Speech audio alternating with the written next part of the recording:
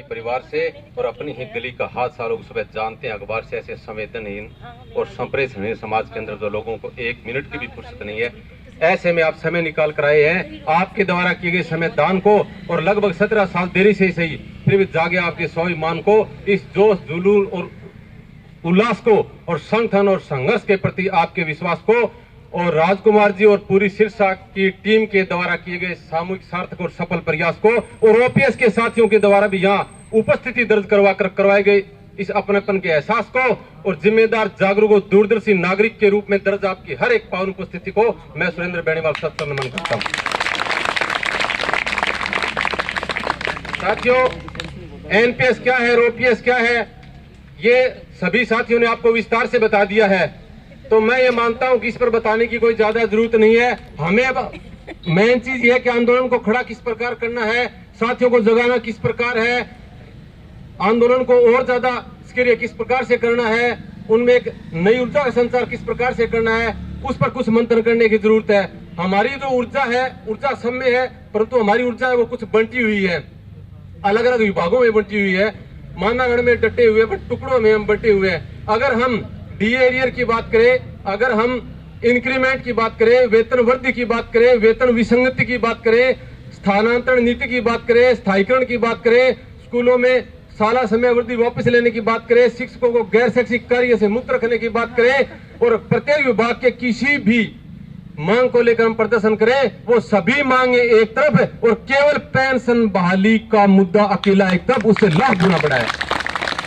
लाखों रुपए प्रति माह है वेतन लेने वाला कार्मिक केवल हजार और सैकड़े मात्र की पेंशन पर आ जाता है। इस प्रकार के उदाहरण हमारे सामने हैं, और बावजूद उसके भी कुछ हमारे साथी है वो निष्क्रिय बैठे हैं, वो उन पर हमारे संघर्ष पर कुछ सवालिया निशान है। मैं जैसे सभी को पता है कि लोकतंत्र में एक democracy, of people for people by people, जनता का जनता के लिए जनता द्वारा शासन है। हम जैसा चाहेंगे वैसा होगा। हम क्या चाहते हैं इसका आकलन जो सरकार है वो हमारे संख्या बल के आधार पर करती है। तो हम ये मानते हैं कि हम तो ये चाहते हैं कि पुरानी पेंशन बहाल हो, उस बावजूद उसके भी नहीं हो रही है। तो इसका मतलब क्या है? इसका मतलब ये है कि हमारी जो घर जो बैठे हैं वो मौन सहमति है, वो महत्वपूर्ण है। सरकार उनको मौन सहमति मानती, इस पर संज्ञान नहीं लेती, और हम आरोप लगाते हैं सरकार कुछ नहीं कर रही है, कुछ नहीं कर दिया। हर गिरा हुआ घूंघट हया का नहीं होता, और हर उठा हुआ हाथ दुआ का नहीं होता, और बुझ जाते अपनी ही गलती से दीपक, हर बार कसूर हवा का नहीं होता। और 1500 की पेंशन वाले हम हमारे नजदीक देख रहे हैं और अब चुप बैठे हैं। ये जलता हुआ घर देखने वालों, ये फूसा छप्पर आपका है, और आपके पीछे तेज हवा का झोंका है, आगे मुकद्दर आपका है, और उसके कत्ल पे मैं चुप था और मेरा नंबर अब आया है, और मेरी कत्ल पे आप चुप हो, अगला नंबर आपका है। हम देखते हैं, मैं उन घरों की बात कर रहा हूँ जो हमारे पुराने घर थे, जो पीढ़ियों से सैकड़ों वर्षों से, और उन घरों में जो कच्चा चूल्हा होता था उनमें 2 ईंटें कच्ची थी, उन ईंटों में सारा खाना पकाना हो, चाहे सारा जितना भी काम था तो गैस पर होता है वो उन पर होता था। अगर उस पूरे ईंधन की काउंटिंग कर ले सैकड़ों वर्षों की, तो उन ईंधन से न जाने कितने ईंट भट्टे चल सकते थे, परंतु वो 2 ईंटें जो चूल्हे की थी वो आज भी कच्ची है। कि 2 ईंटों में ईंधन हमने सदियों तक जलाया है, और चूल्हे वाली ईंटों को फिर भी कच्चा पाया है। जब एक साथ लगे हैं झोंका, जब ईंटों के भट्ठे में, तो एक साथ पके हैं फिर लाखों ईंटों चट्टे में, और टुकड़ों में वो बात नहीं जो बात बने इकट्ठे में। और संगठन वाले सूत्र को सभी जीव अपनाते हैं, और संगठन से ही शेर झुंड में हाथी मार गिराते हैं, और संगठन से ही लकड़ बग्गे छील शेर से खाते हैं।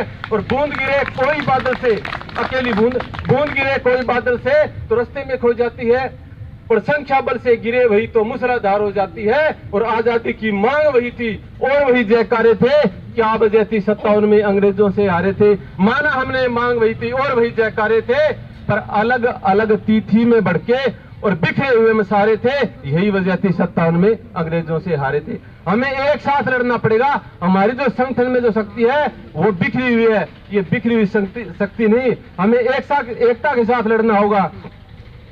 आज सोशल मीडिया का जमाना है, हमारी हर बात सरकार की आईटी सेल तक पहुंचती है, और वो इस आधार पर संज्ञान लेती है। वो देखते हैं कि मुद्दा क्या है। मैं धारा 370 राम मंदिर जैसे जितने भी मुद्दे हैं वो सही हुए गलत हुए इस मुद्दे पर नहीं जाना चाहता, परंतु उन पर संज्ञान क्यों लिया गया इस पर जाना चाहता हूं कि सोशल मीडिया पर एक बहुत बड़ा बूम चला था, बहुत ज्यादा संख्या में वायरल हुआ था, तो हमें भी हमारे मुद्दों को वायरल करना चाहिए। आज सोशल मीडिया का दौर है, कुछ साथी किसी कारणवश नहीं आ सकते, हो सकता है तुम्हारी कुछ मजबूरियां रही होगी, तभी तो आंदोलन से दूरियां रही होगी, पर इन दूरियों को आदत में शुमार न कर और फालतू में पद का खुमार न कर। एनपीएस कार्मिक कभी बड़ा नहीं होता और छोटे बड़े का सवाल कभी खड़ा नहीं होता, और संघर्ष में तेरा भी कुछ फर्ज है, अदा कर, और आंदोलन में अपना कुछ योगदान सदा कर, आंदोलन में अपना कुछ योगदान सदा कर। आज सोशल मीडिया का दौर है और जो हु हल्ला चारों ओर है, संघर्ष के इस शोर में तू भी शामिल हो। सोशल मीडिया पर जो शोर होता है वो मुद्दा कब कमजोर होता है। जरूरी नहीं कि तू नारे लगाए, चौपाल पर चर्चा कर, मुद्दे पर बात कर, मुलाजिमों से मुलाकात कर, नेताओं से सवाल कर, कुछ तो बवाल कर, अपनी बात बेबाक बोल, कुछ कार्मिकों की आंखें खोल, कुछ का अहम तो कुछ का वहम तोड़, और एक एक कर संगठन में शक्ति जोड़। तू इतना काम जरूर कर, कुछ लोगों की भ्रांतियां दूर कर। तू पीड़ित है, चैन की नींद कैसे सो सकता है और तू चुप बैठे, ये कैसे हो सकता है। अग्रिम पंक्ति का हौसला बढ़ा, तू निष्क्रिय न हो, सरकार सब कुछ जानती है, इस निष्क्रियता को तेरी मौन सहमति बांधती है। आंदोलन का हिस्सा बन, संगठन में सारथी बन, मुहिम में मारती बन और सोशल मीडिया में सारथी बन। आंदोलन की धार को, पेंसिल की रार को और तेज कर और मौन सहमति से परहेज कर, मौन सहमति से परहेज कर। आंदोलन रूपी यज्ञ अपने योगदान की आहुति दे। मैं तमाम जो घर बैठे हैं सोशल मीडिया की मार्फत जो घर उनको मैं बार बार आगाह करना चाहता हूं कि आप निश्चित रूप से, हमारे में 4 प्रकार के लोग हैं। एक तो वो लोग हैं जो पेंशन सबको चाहिए, परंतु वो हर विभाग में आला अधिकारी है, वो अपने पद की करड़ में रहते हैं कि हम इनके पीछे कैसे हो सकते हैं। दूसरे वो लोग हैं जिनको जरूरत तो है, परंतु ये मानते हैं कि अपने को इग्नोर करें, 1 महीने भर में जैसे वेतन आए ना उसके सब कुछ समझते हैं। तीसरे वो लोग हैं जो आंख मूंद कर अंधेरा करते हैं। चौथे प्रकार के वो लोग हैं जो ये मानते हैं मेरे से क्या फर्क पड़ेगा। उन चारों को कुछ पंक्तियों के माध्यम से बताना चाहता हूं कि खुद को अल्लाह अफसर माने और दूर दूर ही रहते हैं और संघर्ष में सहयोग करे ना, उनसे हम ये कहते हैं कि जंगल के जो राजा थे बुढ़े वो भी शेर हो गए और समय की ताकत के आगे सारे नखरे ढेर हो गए। और ऐसी हालत होनी है एनपीएस के शेरों की और संगठन में शक्ति है पुरानी सीख वडेरों। और दूसरे एनपीएस के घाटे का तो रोना हरदम रोते हैं, पर केवल मात्र वेतन से ही शेर समझकर सोते हैं। अरे एनपीएस के सोचते धन, तुम समझो वो शेर नहीं, और बारी आनी शुरू हो गई, लगता है अब देर नहीं। अब तो साथी अलग जगाओ, बहुत अंधेरा ढोया है, और तुम अपना वो शेर जगाओ जो खुद के भीतर सोया है। तीसरे प्रकार के वो लोग हैं कि आंदोलन से करे किनारा दूर दूर ही रहते हैं और आंख मूंद कर करे अंधेरा। उनसे हम ये कहते हैं कि कई पड़ाव पार कर चुकी एनपीएस एक बीमारी है और सेवा निवृत्त तो समझ चुके, एक दिन सबकी बारी है और सबका साझा संघर्ष है, ना तेरा है ना मेरा है, और माना देर बहुत हो चुकी पर जागे तभी सवेरा है। चौथे प्रकार के वो लोग हैं तो कुछ साथी अपने वाले बिल्कुल ठाले बैठे हैं और बिना लड़े ही मिलेगी पेंशन वहम पाले बैठे हैं। मिलने वाला कुछ नहीं है, केवल मात्र नारों से लाखों की मौन सहमति, क्या बनता चंद हजारों से, और ओपीएस को खाने वाले दुम दबाकर भागेंगे।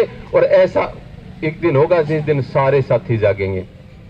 और ये जो लोकतंत्र है ये नए दौर का लोकतंत्र है। यहाँ सिर गिनवाने के साथ फोड़ने और फुड़वाने भी पड़ेंगे और अपनी मांग मनवाने तो हुक्मरानों के चक्के छुड़ाने भी पड़ेंगे। केवल मात्र ज्ञापन और नारे से कुछ नहीं होगा और सैकड़ों और हजारों से कुछ नहीं होगा। हर एक पीड़ित को जगाना होगा और एक साथ लाखों की संख्या में आना होगा। हाथाजोड़ी से नहीं, शायद आकाओं को उनकी भाषा में समझाना पड़े। हाथाजोड़ी से नहीं, शायद आकाओं को उनकी भाषा में ही समझाना पड़े। आज हम मांग लेकर आए हैं, हो सकता है कल डांग लेकर भी आना पड़े। वरना मिला कुछ नहीं है, बातें सब हवाई है और एनपीएस है बड़ी बीमारी, संघर्ष सब दवाई है। तो आलस और वहम को त्यागो, तुम कमनी सी नींद से जागो, इलाज करो बीमारी का और पानी आगे पाड़ बांध लो, इंतजार करो ना बारी का।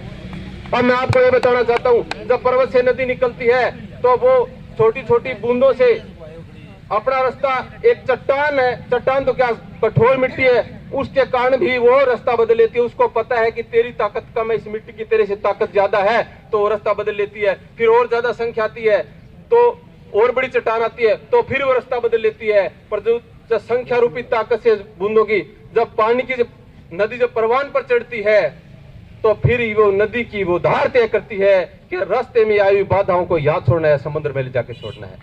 हमारे रास्ते में बाधा आएंगी, उससे हमें कुछ फर्क पड़ने वाला नहीं है। जन जन की हो भागीदारी, हर जन की हो भागीदारी, मन में बात बिठानी है और बूंद बूंद से घड़ा भरे है। कहावत बहुत पुरानी है और नदियों का भी पानी उपरा बूंदों की ताकत से और हर बाधा से किया सामना बूंदों की ताकत से। और मार्ग में जो अड़ी हुई थी और सीना ताने खड़ी हुई थी वो बाधाएं वही ढह गई और शेष बसी तो संग बह गई बूंदों की ताकत से।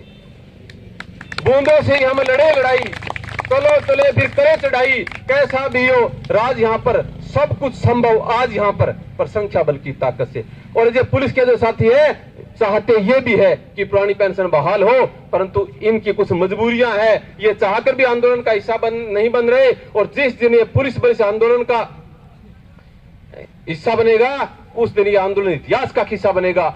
आज मोटे तौर पर 15-17 साल हो गए हैं पुरानी पेंशन को बंद किए हुए। हर विभाग में हमारे कर्मचारियों की संख्या आधा से ज्यादा हो गई है और पैरामिलिट्री फोर्स और पुलिस में भी हमारी संख्या आधे से ज्यादा हो गई है।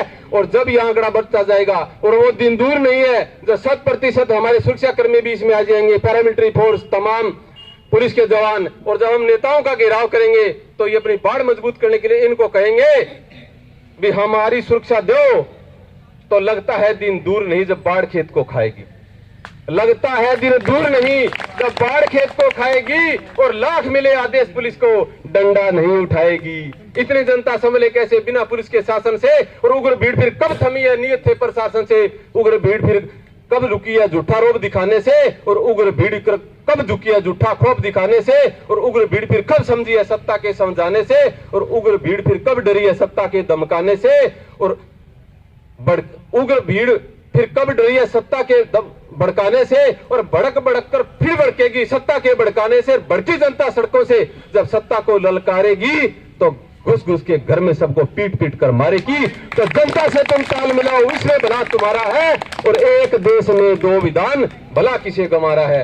मैं तमाम साथियों का आभार व्यक्त करना चाहता हूं जिसने एक अच्छी शुरुआत की है। निश्चित रूप से राजस्थान के बाद हम यहाँ भी पेंशन बहाली कराने में कामयाब होंगे। पहले कुछ ये जो कर्मचारी है गवर्नमेंट को गुमराह करें, वो ये कह रहे हैं कि नई पेंशन योजना से सरकार को फायदा है, पुरानी पेंशन से सरकार को घाटा है। तो मैं बताऊं कि 2018-19 के जो कोरोना काल से पहले के जो आंकड़े आए थे जीडीपी के, उसमें सबसे ज्यादा ग्रोथ पश्चिम बंगाल की थी। और पश्चिम बंगाल एक ऐसा मात्र एक राज्य था जहां पुरानी पेंशन बहाल थी, वहां कभी नई पेंशन नीति लागू ही नहीं हुई थी।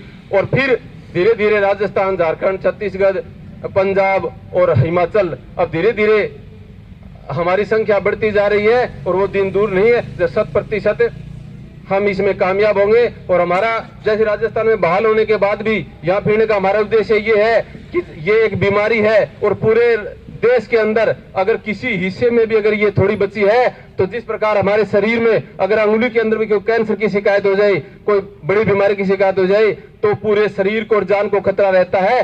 जब तक पूरा हिंदुस्तान एनपीएस मुक्त नहीं हो जाता तब तक हम ये अलग जगाते रहेंगे, हर जगह जाते रहेंगे, इसी प्रकार से जाते रहिए। बहुत बहुत धन्यवाद। क्योंकि कुछ बातें अपने खास रखना जरूरी है और फिर मिलन की आस रखना भी जरूरी है। और तृप्ति की नया हो जाए मृत्यु वही दोस्तों, इसलिए थोड़ी प्यास रखना भी जरूरी है। धन्यवाद।